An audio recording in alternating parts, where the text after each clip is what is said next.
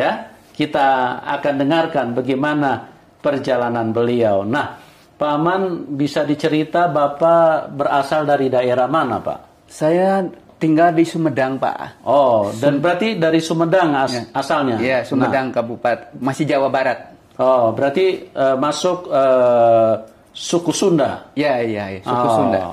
Luar biasa ya. Jadi berarti kalau suku Sunda itu sangat terkenal dengan nuansa-nuansa keagamaan ya. Betul. Bapak mungkin bisa ceritakan background Bapak dulu waktu masih di iman yang lama, seperti apa Bapak mempelajari ilmu-ilmu agama pada waktu itu. Silakan, Pak. Saya dari kecil diajarkan oleh orang tua beragama Islam. Dan saya tekun bersemayang sholat, ngaji tiap malam, tiap hari. Karena orang tua saya mengajarkan kepada saya harus sholat. Nah, karena ada ayat yang mengatakan as-sholatu imaduddin. Sholat itu tiangnya agama. Sehari lima kali sembahyang 17 rakaat. Jadi sepenuhi semua. Nah, kalau Bapak tidak lakukan, ada konsekuensinya dari orang tua atau bagaimana, Pak? Ya memang itu diajarkannya harus seperti itu. Harus dilakukan. Harus dipenuhi. Harus menjadi seorang takwa, seorang yang taat sama Allah, percaya sama Allah. Nah, kalau Bapak tidak lakukan, apa orang tua marah? Iya, orang tua saya itu mengajarnya ketat gitu. Jadi ada sanksinya, Pak. Ada sanksi. Ada sanksinya. Kalau nggak melakukan keagamaan, ada sanksinya ya. Pokoknya ada teguran-teguran yang ada itu. Disiplinnya ya. Itu. Oke. Maka saya melakukan keagamaan itu lebih disiplin. Nah, kalau dari ilmu agama, kalau Bapak tidak melakukan sholat itu apa sanksinya, Pak? Dari keagamaan? Dari keagamaan itu sanksinya karena orang yang beragama itu harus melakukan keagamaan itu ya, seperti sholat, ngaji. Maksudnya tidak dapat pahala atau mungkin masuk neraka atau apa sanksinya kalau Bapak tidak lakukan? Kalau pengajaran saya dulu tidak jelas masuk surga, Pak. Bisa masuk surga? Tidak jelas masuk surga. Karena kita bisa masuk surga itu disesuaikan dengan amal ibadah gitu. Harus banyak amal ibadah itu. Itu harus dilakukan? Harus dilakukan gitu, Pak. Jadi tidak ada kata pasti, tidak ada kata pasti gitu ya. Tidak ada kata pasti, tapi harus lakukan. Harus. Ibadah gitu. Harus dilakukan. Harus dilakukan. Semacam selawat Nabi, ngaji, itu ya sembahyang yang 5 waktu, sembahyang sunat, ada duha, ada tengah malam juga tahajud, itu semua saya lakukan. Bapak lakukan? Setia? Dengan setia, Pak. Oke. Nah, pertanyaan saya, Pak, Bapak di dalam mempelajari ilmu agama, apa Bapak dididik di mana? Di pondok pesantren atau cuma didikan orang tua saja? Bagaimana? Kalau dari kecil saya dididik dengan orang tua, saya masuk sekolah SMP juga Senawiyah, SMA Aliyah, bahkan saya sampai di pesantrenkan sama orang tua saya. Oh, di pesantren. Ya. Berapa lama Bapak belajar di pesantren? Ya 3-4 tahun lah. 3-4 tahun. Berarti ilmu agamanya cukup kuat ya? Ya, kalau di sekuler itu S1 lah gitu. S1 sarjana ya? Sarjana gitu ya. Luar biasa ya. Jadi tidak diragukan lagi dalam ilmu agama Bapak ya? Karena jurusannya juga dai, Pak. Dakwah Islam Indonesia. Oh, jurusan dai? Iya. Oke. Nah, pada waktu itu apa yang Bapak paham dengan istilahnya pembelajaran yang Bapak tekuni, mulai dari sekolah sanawiyah dan terus kemudian ke pesantren, itu pelajaran yang Bapak terima itu seperti apa, Pak? Ya, kalau pelajaran itu ya seperti berbicara pengalaman ya, karena kita harus terus mendekat kepada Allah, beribadah kepada Allah, memuji Allah. Itu ada ganjaran, ada ada pahala, ada hukuman kalau tidak dilakukan kalau begitu. Tidak dihukumkan ada ada hukuman ya, seperti tadi itu ada hukuman. Jadi apapun yang terjadi itu taat gitu ya. Harus taat. Harus taat gitu. Harus taat gitu. Iya. Nah, tadi kita sudah bincang-bincang sedikit sebelum kita live ini. Tadi Bapak bilang bahwa Bapak juga melakukan syiar. Artinya berarti Bapak seorang ustadz. Betul, Pak. Itu bisa diceritakan Bapak melakukan itu di skala apa saja? Maksudnya melakukan ceramah-ceramah itu di mana saja pada waktu itu? Saya karena di Jawa Barat ya, sampai di Cirebon, di Subang, Sumedang, Pemanukan, ya Tasikmalaya ya, di sekitar Jawa Barat aja, Pak. Bapak melakukan ceramah-ceramah syiar ya? Undangan itu. Oke. Nah, terus kita balik sedikit ke pendidikan nih. Waktu Bapak sedang belajar ilmu-ilmu agama, bagaimana pemahaman Bapak dengan agama lain yang berbeda iman? Apa yang Bapak pahami pada waktu itu? Yang saya pahami, karena ada ayat yang mengatakan agama Islam itu yang paling diridhoi Allah dan paling di sisi Allah. Jadi secara manusialah nomor wahid gitu ya. Ya, nomor satu lah nomor satu ya. Jadi tidak bisa menengok ke kiri ke kanan. Yang lain itu mah yang bukan Islam malah kafir. Di luar Islam itu kafir. Saya yang paling gaya, saya yang paling hebat gitu. Itu yang pemahaman yang Bapak miliki pada waktu itu. Ya. Nah, dalam aplikasi kehidupan, apakah Bapak juga membatasi atau tidak mau bergaul dengan misalnya khususnya orang Kristen atau bagaimana Bapak pada waktu itu? Waktu itu saya tidak membatasi, tapi kalau ketemu dengan orang-orang yang bukan Islam harus mengikuti agama saya. Karena agama saya agama yang diridhoi oleh Allah. Berarti Bapak aktif sekali di dalam melakukan siar-siar menyampaikan ajaran yang Bapak pahami pada waktu itu ya, yang Bapak yakini. Jadi setiap orang harus ikuti. Harus ikuti. Ikuti kepercayaan Bapak. Bahkan walau ada orang Islam yang abal-abal, yang nggak sholat, yang nggak ngaji, saya marahin gitu waktu itu. Karena ya percuma kamu hanya makan aja di dunia ini, hanya minum aja, nggak sembahyang sama Allah gitu ya, itu aja. Yang paling orang yang paling fanatik lah nggak seneng kalau lihat orang Islam biasa-biasa nggak sholat, nggak ngaji, saya marahin. Apalagi di luar Islam saya ajak harus jadi Islam. Kalau mereka tidak mau, Pak? Ya kalau mereka tidak mau ya diancam-ancam yang nanti ya kamu kalau nggak jadi Islam masuk neraka dan sebagainya gitu. Jadi ada istilahnya intimidasi lah ya. Betul. Bahwa kamu nanti masuk neraka atau dan lain-lain seperti itu ya. Betul. Nah, berarti Bapak melakukan itu juga cukup lama ya pada waktu itu? Cukup lama. Nah, di dalam ilmu agama yang istilahnya Bapak kuasai, di dalam semangat untuk menyiarkan agama, Bapak lakukan dengan begitu bersemangat. Kalau di Kristen bilang dengan menyala-nyala. Betul. Nah, itu bagaimana ceritanya kok bisa sekarang bisa jadi penginjil itu? Karena dulu saya, Pak, dari kecil belajar abjad Arab itu ya, ratukan sampai dibaca itu pakai huruf Arab, Pak. Nggak pakai bahasa Indonesia gitu.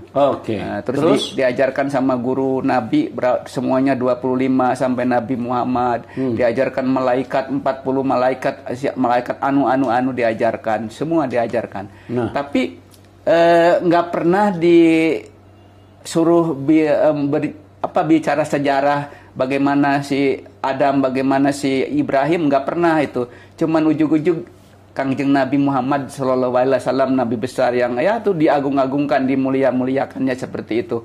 Jadi nggak belajar semua Nabi gitu. Cuman hanya tahu aja. Nggak belajar sejarah ceritanya.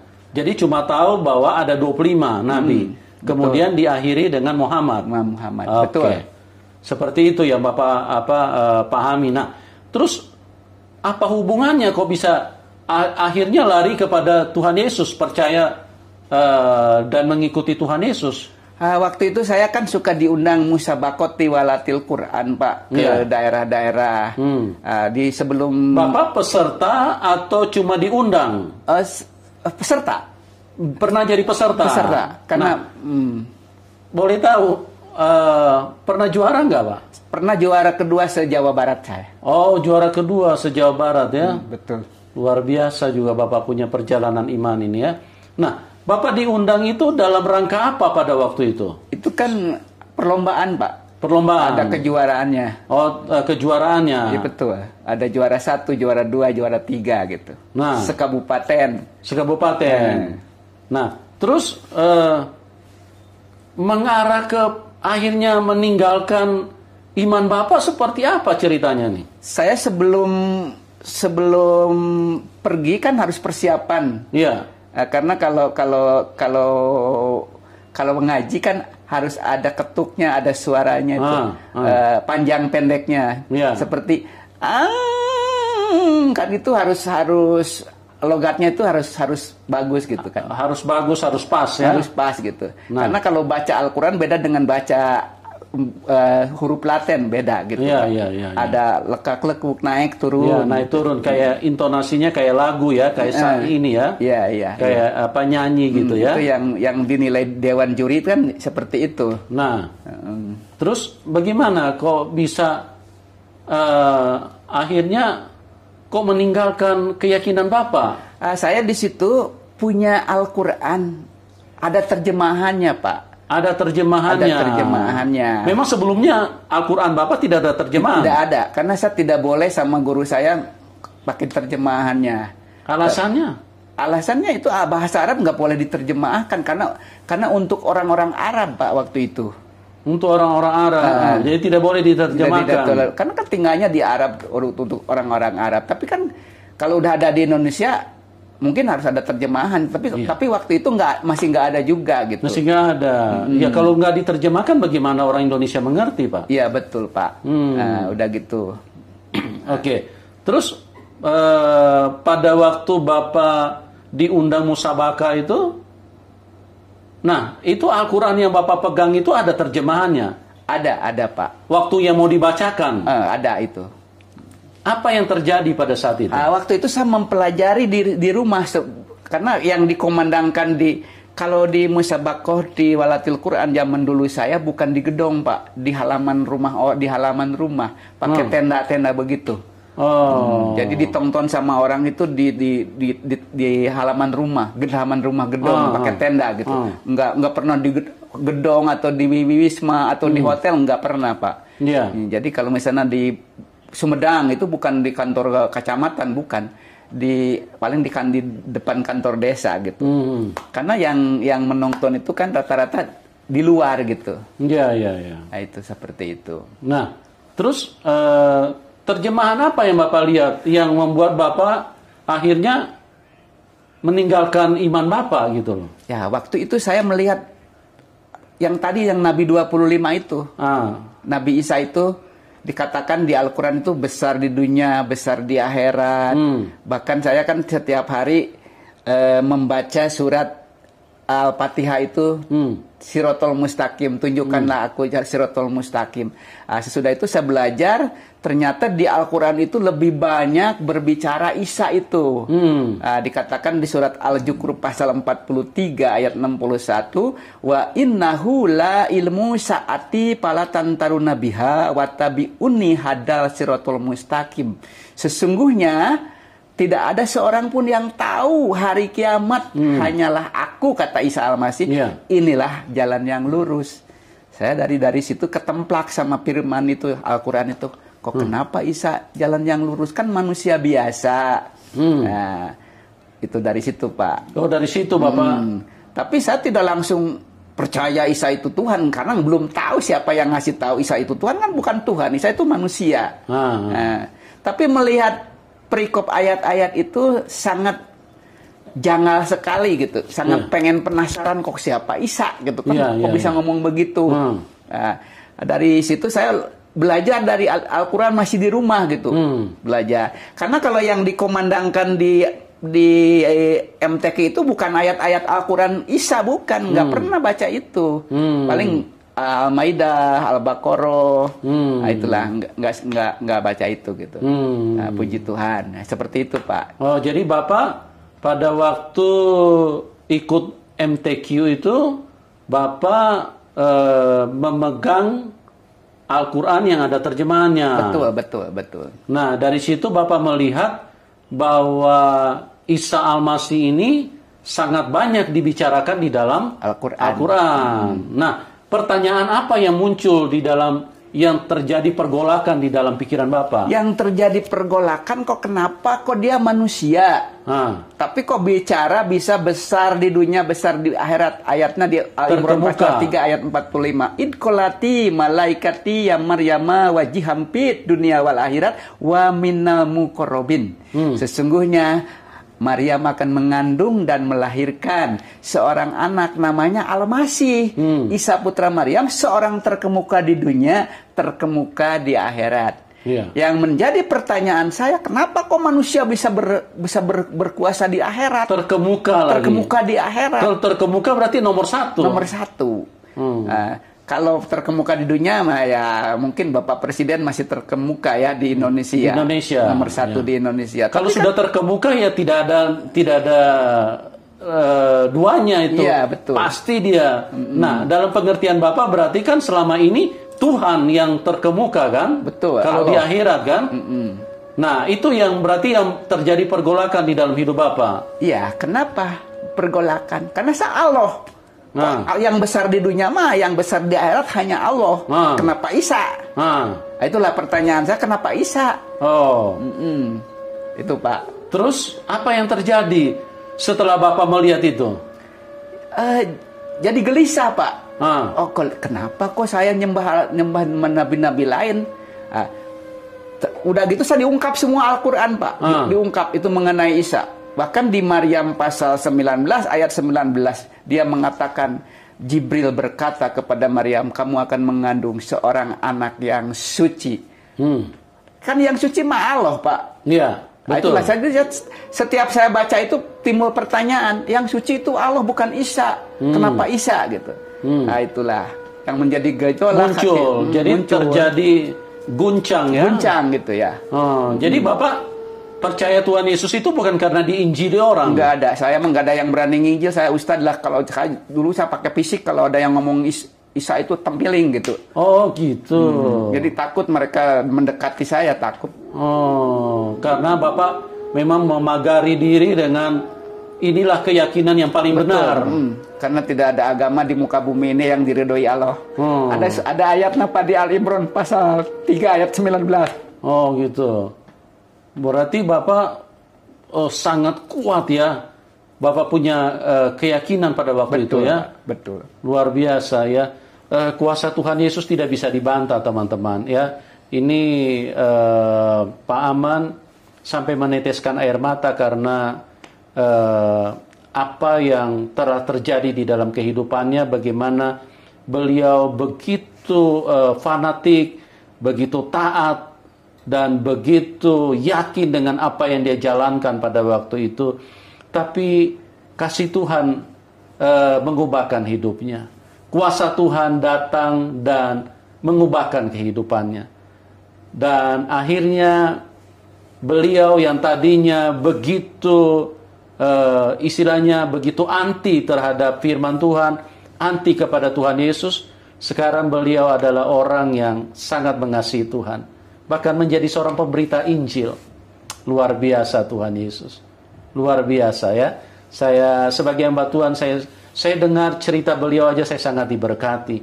Dan saya percaya siapapun Anda, kalau Anda mau buka hati, buka pikiran, Anda sedang diarahkan untuk keselamatan hidupmu. Karena Kisah Rasul 4 ayat 12, di bawah kolong langit ini tidak ada nama lain yang olehnya manusia bisa diselamatkan kecuali di dalam nama Tuhan Yesus.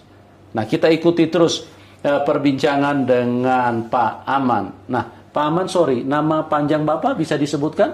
Pak Aman Suherman. Pak Aman Suherman ya. Iya, ya. Kalau Suherman itu memang rata-rata biasanya dari Sunda ya Pak ya, dari Jawa Barat ya. Betul. oke. Nah, terus setelah kejadian itu Bapak mulai guncang nih. Kok ini ada manusia tapi kok terkemuka di dunia dan terkemuka di surga?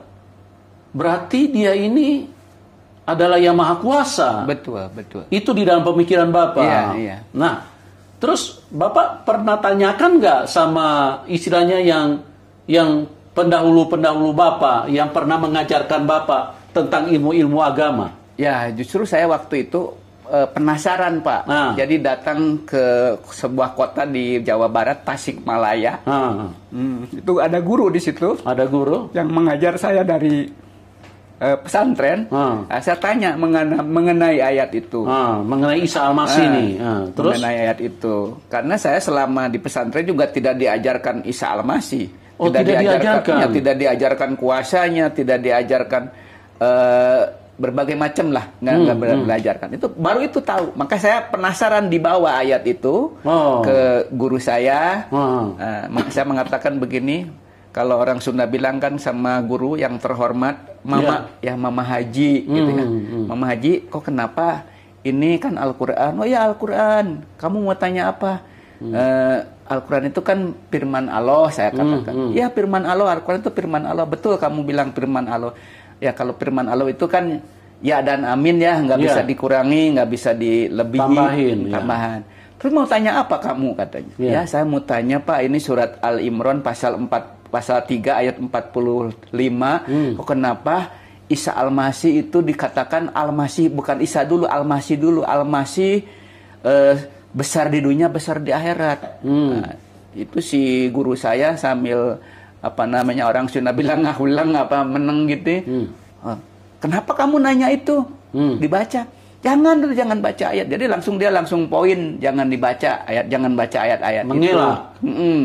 Terus kasihkan lagi ke saya ayat yang lainnya, Maryam 19 ayat 19 dikatakan. Bapak tunjukin ayat yang lain lagi. Ya. Terus ini Isa kok kenapa di sini dibilang suci katanya. Nah, terus dia menjawab sama saya begini, ya kalau anak yang baru lahir semua juga suci, belum dosa katanya. Oh iya gitulah. Jadi saya juga mangut gitu. Oh ya Bu. Enggak mendalam ya. Terus lagi bilang begini, Al-Jukrub bilang begini, Pak. Dia tahu hari kiamat, kan yang baru tahu hari kiamat Allah gitu. Si Mama Haji ini semakin bingung karena dari ayat itu saya langsung banyak gitu yang ditanyain seperti ayat-ayat itu. Bahkan ya karena saya belajar lama sebelum ya selama itu lama itu belajar. Jadi akhirnya saya belok sama belajar sama Isa itu, surat-surat Isa, Maryam, bahkan dikatakan di situ di surat Al-Maidah 46 dikatakan itu Isa itu punya kitab namanya Injil, yang kitab yang bercahaya gitu ya. Wah luar biasa, dia semakin marah sama saya, bahkan ngusir. Kamu pulang aja lah, jangan tanya-tanya itu capek katanya. Nanya-nanya ya itu udah di agama Islam nggak ada yang nanya-nanya kayak gitu kayak kamu. Kamu jadi gelo, murtad katanya.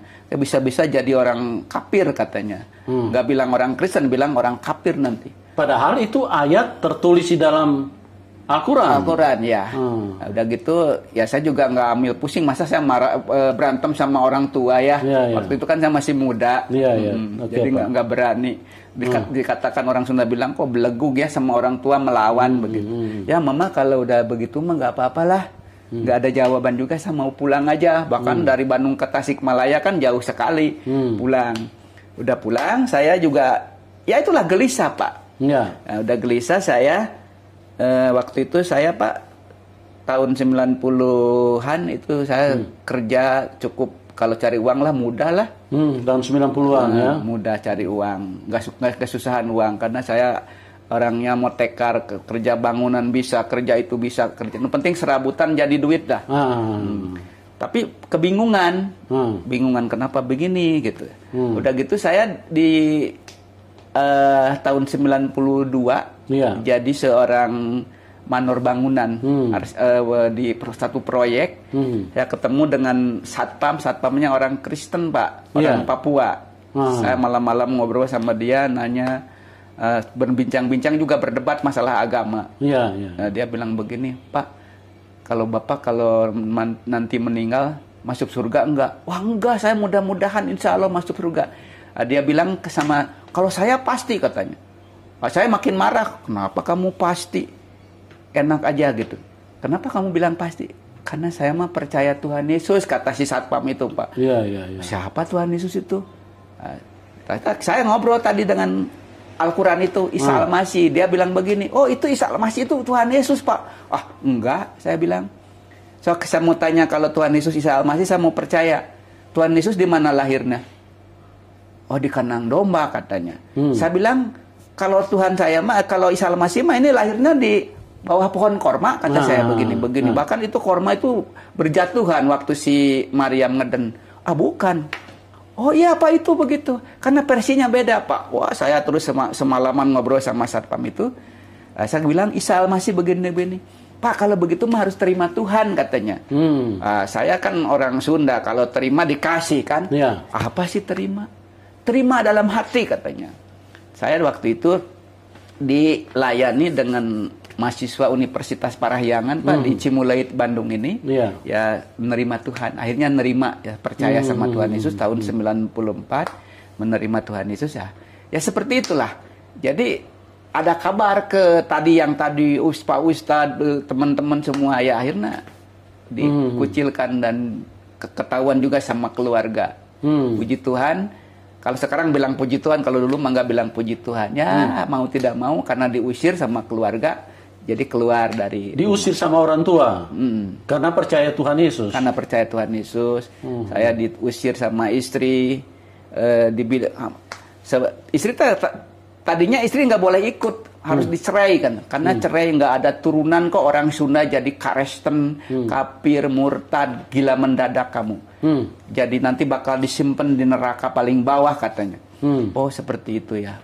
Puji Tuhan, saya melangkah karena diusir. Pernah tidur juga saya di pinggir jalan minggu-minggu, Pak. Tapi saya tetap bawa Alkitab. Di Alkitab bilang, itu saya belum dewasa ikut Tuhan Yesus, baru beberapa bulan ikut Tuhan Yesus. Tapi Alkitab mengatakan begini, kalau kamu ikut aku harus pikul salib. Oh, saya nggak ngerti, Pak. Saya nggak ngerti pikul salib seperti gimana gitu. Jadi saya nggak ngerti sama sekali, karena Alkitab juga belum dibaca semua, nggak tahu. Baru baca itu, baru baca ayat-ayat selewat itulah. Tapi ada ayat yang mengatakan kamu harus pikul salib dan sangkal diri.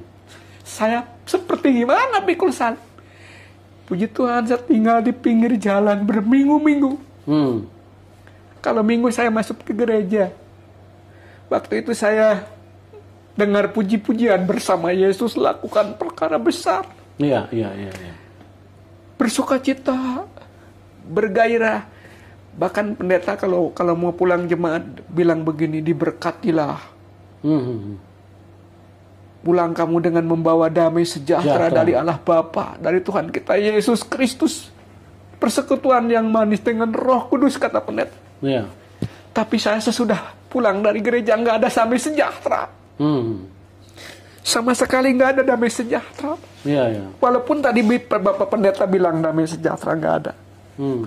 Saya tinggal di pinggir jalan berminggu-minggu. Waktu itu anak saya masih umur 8 bulan. Saya gendong-gendong. Hampir putus asa. Dengan istri Bapak diusir? Dengan istri, karena diusir.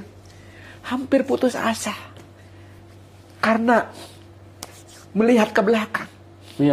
Kok ikut Yesus seperti ini ya? Mending balik lagi lah ke situ. Karena di situ mah nyaman. Tapi lihat lagi firman, ikut aku akan dibenci, dicaci. Saya dari situ baca ayat Injil Matius pasal 1 terus dibaca sampai ayat di pasal 5 itu. Tuhan bilang begini, kamu akan dibenci, akan dianiaya kalau kamu ikut aku, katanya. Kenapa tuh bisa dianiaya? Kan Tuhan, kan Allah berkuasa. Dari situ saya punya pikiran, mau pulang lagi lah ke sana. Tapi saya baca lagi di firman Tuhan, saya baca lagi. Kamu sudah dipindahkan dari gelap kepada terangnya yang ajaib. Amin. Waduh, saya makin bergejolak, Pak. Apakah lanjut ikut Yesus? Berminggu-minggu saya tidur di jalan. Iya. Satu hari saya 1 minggu itu ikut ke gereja. Budalan dari gereja saya nggak pulang, bingung mau kemana. Saya duduk di gereja itu, di bawah itu ada ruangan kecil, ada kursi kayak begini. Saya duduk sama istri sama anak digendong. Sampai kebaktian ketiga dimulai belum pulang. Ada orang yang nanya sama saya, Pak. Majelis gereja, kok kamu nggak pulang? Yeah. Saya bilang begini, mau pulang kemana? Karena saya nggak ada rumah. Paling tinggal di proyek. Arsitek bilang begini sama saya, nggak boleh bawa keluarga ke proyek. Karena bukan rumah keluarga, ini mah hanya pekerja bangunan. Iya. Udah begitu saya tinggal di rumah. Udah jadi rumah saya katanya. Iya. Saya belum kenal, ternyata bapak itu majelis gereja. Ya puji Tuhan, saya tinggal di situ. Terus Pak? Sesudah tinggal di situ di rumah majelis tanya, kenapa kok nggak pulang dari gereja? Saya Pak udah 1 bulan saya tidur di pinggir jalan karena diusir oleh keluarga. Karena saya ikut Tuhan Yesus. Saya udah dibaptis, sudah ketahuan. Oh begitu ya? Ya katanya. Udah aja tinggal di sini. Ya udah begitu saya tenang karena istri juga belum percaya Tuhan Yesus, jadi selalu marah. Dia bilang, gara-gara bapak aku diusir, gara-gara bapak. Puji Tuhan, ya istri saya sambil diinjil, sambil diomongin, kalau kita mau masuk surga nanti meninggal, gak mudah-mudahan, gak insya Allah kita percaya sama Yesus. Iya. Puji Tuhan, istri juga percaya sama Tuhan Yesus. Haleluya, dahsyat. Saya tinggal di gereja, diangkat oleh majelis, kamu udah aja jangan kerja di bangunan, udah aja jadi koster gereja katanya. Jadi saya waktu itu dikasih 100.000 1 bulan Pak. Bersih-bersih gereja, menyiapkan bangku-bangku, semua itu udah ada 4 lantai. Ya cuman cukup makan aja lah. Iya. Tapi puji Tuhan, saya bahagia. Ada damai, ada sukacita. Tapi melihat orang tetap ada kekecewaan karena saya dari situ belum ada pelayanan pelepasan. Kok kenapa nih orang Kristen tuh begitu ya? Kecewa gitu. Jadi kalau melihat manusia waktu itu, nih lihat orang yang belum kenal Tuhan juga mengecewakan, lihat yang sudah percaya Tuhan juga sama, nggak ada bedanya. Tapi saya waktu itu terus saya berdoa sama Tuhan, Tuhan, Engkau tidak pernah mengecewakan aku. Amin. Manusia mengecewakan aku, tapi Engkau tidak pernah mengecewakan aku. Aku tetap percaya Tuhan. Sampai saya dewasa belajar firman Tuhan. Belajar firman Tuhan terus. Tuhan bilang, akulah jalan dan kebenaran. Tidak ada seorang pun yang bisa datang kepada Bapa di surga, kata Tuhan Yesus. Hanya aku. Saya yakin. Waktu itu saya mengambil keputusan saya 100%. Saya dilayani sama anak-anak muda waktu itu. Pelayanan pelepasan. Kalau Pak Aman punya jimat, punya itu. Memang saya sebagai pemimpin rohani waktu itu segala punya. Akhirnya dilepaskan. Puji Tuhan, saya tidak ada kekecewaan, saya bebas. Orang tua udah diusir ke. Puji Tuhan. Ya dari tahun ke tahun, tambah tahun, selama itu 12 tahun dikucilkan. Akhirnya ketemu dengan saudara, mencari-cari di mana adanya. Puji Tuhan, saya Injil, saya kabarkan, Akang, kalau mau masuk surga, tidak mudah-mudahan kita pulang dari dunia ini percaya sama Isa Al-Masih, Yesus Kristus. Puji Tuhan, sampai ya seperti itulah saya. Dan jadi saya seperti itu. Oke, teman-teman, luar biasa ya, Pak Aman mengalami perjalanan yang tidak mudah ikut Tuhan karena beliau pada waktu itu belum mengerti tentang Injil. Tapi kuasa Roh Kudus bekerja di dalam hidupnya. Dia merasa kaget sekali karena Injil mengatakan, ikut aku harus pikul salib.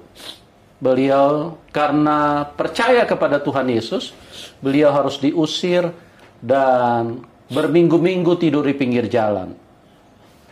Bawa istri, bawa anak. Anak masih kecil. Dan ini memang tidak mudah. Tidak mudah. Tapi kita perhatikan bahwa Tuhan Yesus itu setia. Karena Tuhan Yesus menyertai firman-Nya, apa yang tertulis di dalam Alkitab. Pak Aman sampai sekarang tidak mundur dari ikut Tuhan. Bahkan semakin hari, semakin kuat di dalam Tuhan. Semakin hari, semakin setia kepada Tuhan. Nah, ini adalah sesuatu berkat yang luar biasa. Bagaimana seseorang yang tadinya berlatar belakang ustadz, terus kemudian meninggalkan keyakinannya, bukan hanya meninggalkan keyakinannya, meninggalkan pekerjaannya, dan sekarang beliau menjadi pemberita Injil. Beliau, Pak Aman, pernah belajar di pesantren selama 3 tahun, sekolah juga sekolah keagamaan dengan didikan-didikan yang luar biasa, tapi kasih Tuhan begitu luar biasa di dalam hidupnya. Yang seharusnya kalau Tuhan Yesus itu hanya sekelas manusia, Pak Aman tidak mungkin dilirik sama Tuhan. Kan dia tidak percaya sama Tuhan Yesus. Dia anti sama Tuhan Yesus. Kalau ada orang bicara tentang Tuhan Yesus di depan dia, bisa ditempeleng sama beliau. Karena beliau fanatik sekali dengan agamanya, dengan keyakinannya. Beliau tidak mau mendengar apapun kecuali keyakinannya, kecuali agamanya.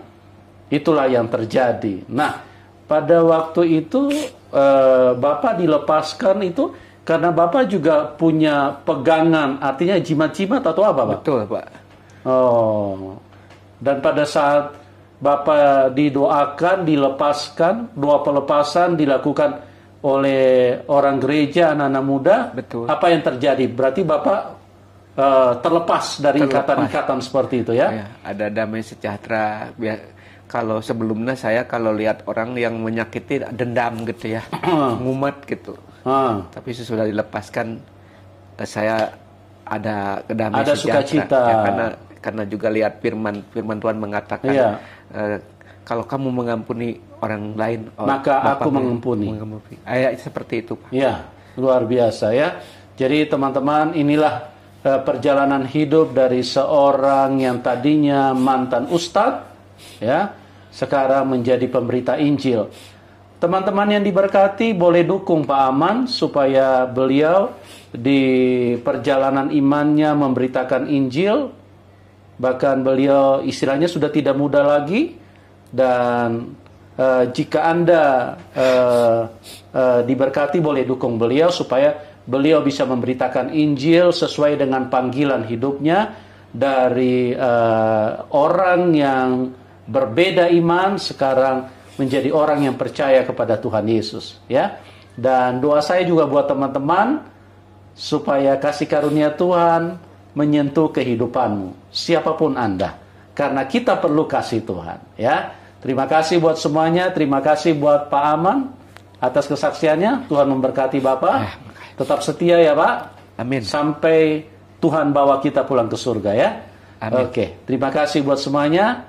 Tuhan Yesus memberkati dan kita berjumpa di program selanjutnya. Dan salam kemenangan buat kita semua. Amin.